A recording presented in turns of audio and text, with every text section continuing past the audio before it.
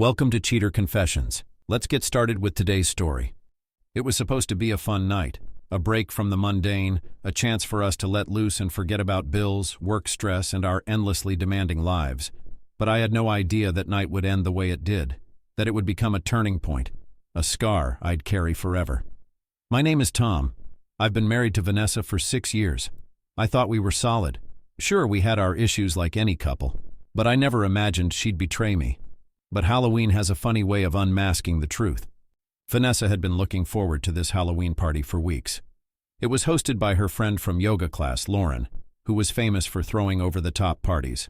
Lauren's house transformed into a haunted mansion every year, complete with a fog machine, spooky soundtracks, and a ridiculous number of people crammed into every corner.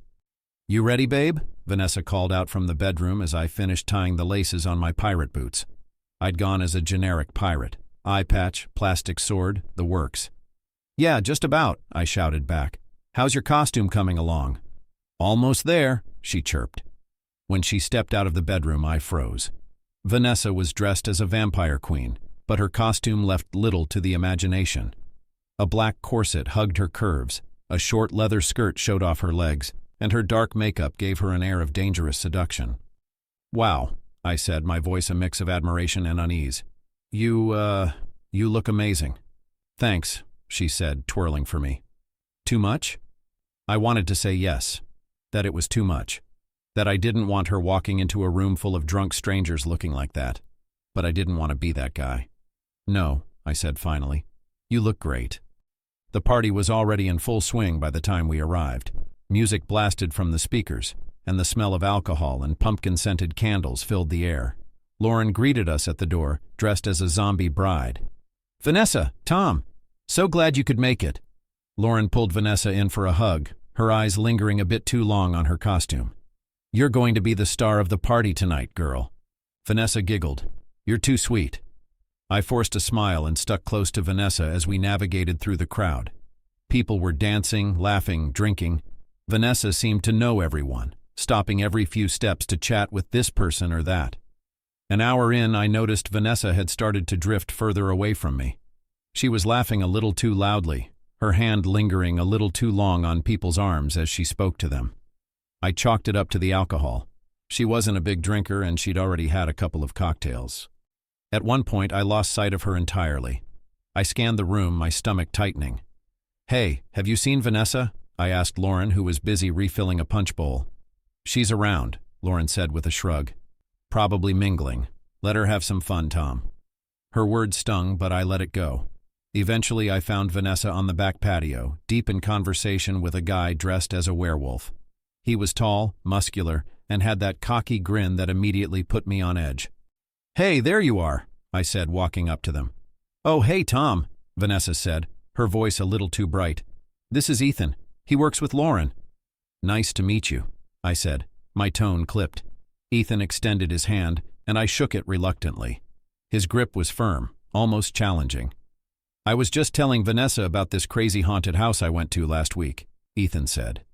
"Sounds interesting," I replied, trying to mask my irritation. Vanessa glanced at me, her smile faltering slightly. "You okay, babe?" "Yeah, just ready to head back inside," I said. Vanessa hesitated but eventually followed me back into the house. For the next hour, I tried to shake the uneasy feeling gnawing at my gut. Vanessa was by my side again, but her attention felt distant, like she was there physically but not mentally. Around midnight, Lauren announced a game of truth or dare. I wasn't thrilled, but Vanessa's excitement was contagious, so I agreed to play. The group gathered in a circle, and the dares quickly escalated. Shots of tequila, embarrassing confessions, and even a lap dance. When it was Vanessa's turn, Lauren smirked. "Truth or dare?" "Dare," Vanessa said confidently. "I dare you to kiss the most attractive person here," Lauren said, her eyes twinkling with mischief. The room erupted in cheers and laughter. My heart sank. Vanessa hesitated, her gaze flickering toward me. For a moment, I thought she'd use the opportunity to shut this whole thing down, to kiss me and end the game. But then, to my horror, she turned to Ethan. Before I could process what was happening, Vanessa leaned in and kissed him. It wasn't a quick peck either. It was slow, deliberate, and completely inappropriate. The room exploded with cheers and whistles, but I was frozen. When she finally pulled away, she looked at me with an expression I couldn't read. "Tom, it's just a game," she said softly, as if that would make it better. I forced a laugh and excused myself, muttering something about needing air. I stepped out onto the front porch, trying to collect my thoughts. I felt humiliated, betrayed, and angry. But more than anything, I felt confused.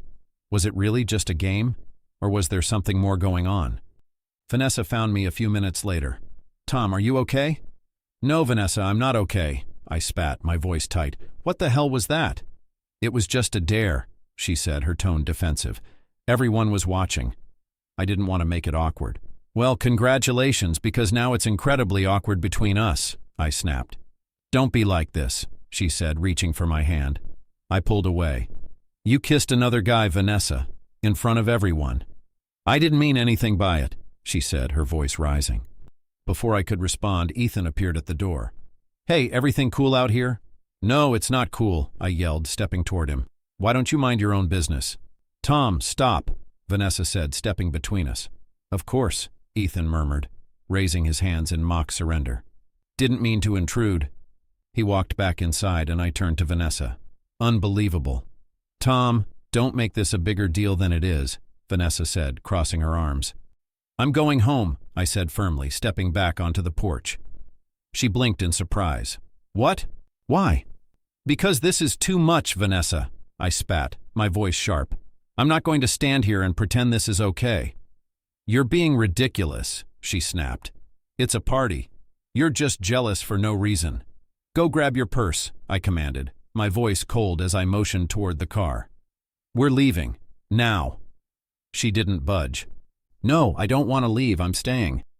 "Vanessa," I said, my tone dropping to a warning. "If you don't come home with me right now, we're done." Her eyes narrowed and she tilted her head defiantly. "You don't tell me what to do, Tom. If you don't want to stay, good. But I want to. I'll see you in the morning." I stared at her, my chest tightening. "You're choosing this party, choosing him, over our marriage?" She didn't answer. "Fine," I said coldly. "Have it your way." I turned on my heel and stormed off the porch, heading for my car. My mind was racing and my emotions spinning out of control as I got behind the wheel. The drive home was a blur. Anger, sadness, betrayal. I felt it all.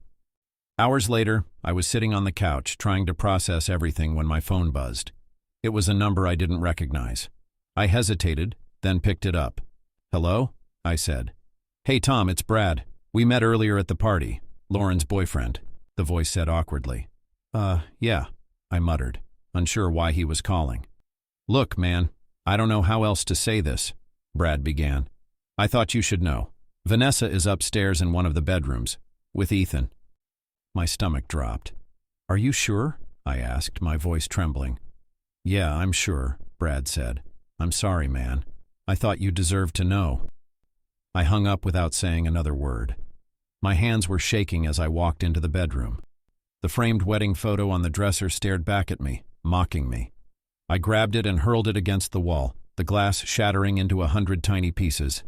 Then I went to the closet, pulled out the folder where we kept our important documents and found our marriage certificate. I tore it in half, then again and again, until it was nothing but confetti. I couldn't stop myself. Years of memories reduced to scraps of paper. Standing amidst the mess, I felt the walls of the house closing in on me. The silence was unbearable, heavy with the weight of betrayal. I couldn't stay there another moment. I threw a few clothes into a duffel bag, grabbed my car keys, and left for a hotel. Once I checked in and got settled into the room, I went straight to the laptop. Without a second thought, I logged into our joint bank account and transferred every penny into my personal account. She didn't deserve a single cent after what she'd done. I didn't sleep that night. The bed in the hotel felt too empty, and my mind raced with a mix of anger, confusion, and disbelief. The life I'd known was shattered, and I had no idea what came next. The next day, my phone buzzed incessantly. It was Vanessa. I ignored the first few calls, but she kept trying, and eventually I picked up. "What do you want?" I asked, my voice flat. "Tom, where are you?" she questioned, her voice frantic. "I'm home, and you're gone. What's going on?" "What's going on?" I repeated, laughing bitterly. "You're really asking me that?" "Tom, please, let's talk," she said.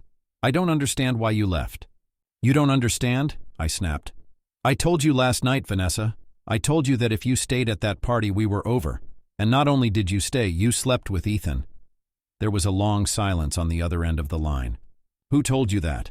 She asked finally, her voice barely above a whisper. It doesn't matter who told me, I said. What matters is that it's true. Tom, she started, but I cut her off. Don't bother trying to explain, I said, my voice steady but filled with finality. There's nothing you can say that will fix this. I'm filing for divorce. Tom, please, she pleaded, her voice cracking. We can work through this. I made a mistake, but I love you. Don't throw everything away. Please come back.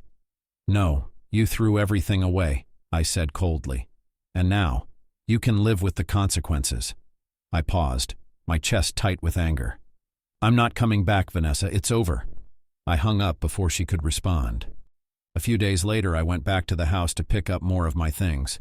The place still felt foreign, like a shadow of what it once was. As I pulled up, I noticed another car in the driveway, one I didn't recognize. My stomach tightened. I hesitated for a moment before walking to the front door. When I opened it, I heard muffled sounds coming from the bedroom. At first, I thought I was imagining things, but then it became clear. Moans. My heart dropped as I realized what was happening. I didn't want to see it, but I couldn't stop myself. I pushed the door open slowly, and there they were. Vanessa, my wife, in bed with Ethan. My blood ran cold as my mind raced to process what I was seeing. What the hell is this? I asked, my voice a mix of disbelief and anger. Vanessa scrambled to pull herself together, but it was too late. I could see everything. Tom, I didn't mean for this to happen, she stammered. I stared at her, my hands shaking. Oh, so this is your version of I made a mistake, huh? That's what you call being sorry, right? After everything we've been through, this is how you show remorse? My voice was steady but laced with fury. I can't believe you'd do this to me. Ethan sat up, trying to cover himself, but I wasn't paying attention to him. I reached into my pocket and pulled out my phone. I snapped a few photos of the scene, the bed, the two of them tangled together, her face flushed with shame. It felt coldly necessary to gather evidence. This would help with the divorce. I couldn't let her get away with it. Vanessa's face turned red, a mix of anger and guilt. Tom, please, I'm sorry. This wasn't supposed to happen. I didn't know you would come back. You said you wouldn't. I stepped closer, my voice trembling with fury. You didn't know I'd come back? Really? So that's what you do when I'm not home? You bring other men into our bed and sleep with them? I took a step back, shaking my head in disbelief. Wow, I can't believe it. I actually married a whore. I took another photo, capturing her expression, one of pure regret. You have 2 days. 2 days to get your things and leave this house. If you don't, I'll call the police. You don't get to just stay here after everything you've done. You don't get to play the victim anymore. Her eyes widened in shock, but I stood my ground. The anger was building, but it was more of a dull ache now, as if I had already shut off the emotional part of me that cared for her. I'll file for the restraining order if I have to, I added coldly. I won't tolerate being disrespected in my own home. Get out, Vanessa, and don't even think about trying to stay here any longer. I turned on my heel and walked out of the room, not sparing another glance at her or Ethan. The divorce process was painful but straightforward. Vanessa moved out of the house within 2 days, taking her things and leaving behind only the echoes of what once was. I deleted every photo of us from my phone, erased every reminder of her from my life. They say time heals all wounds, but some scars never fade. Vanessa's betrayal taught me a hard lesson. Love is not enough. Trust, respect, and loyalty are just as important. Without them, love is nothing more than an illusion. As for me, I'm moving forward, day by day. Halloween will always remind me of that night when my world fell apart, but also the night I found the strength to walk away from someone who didn't value me. And for that, I'm grateful. Thank you for watching.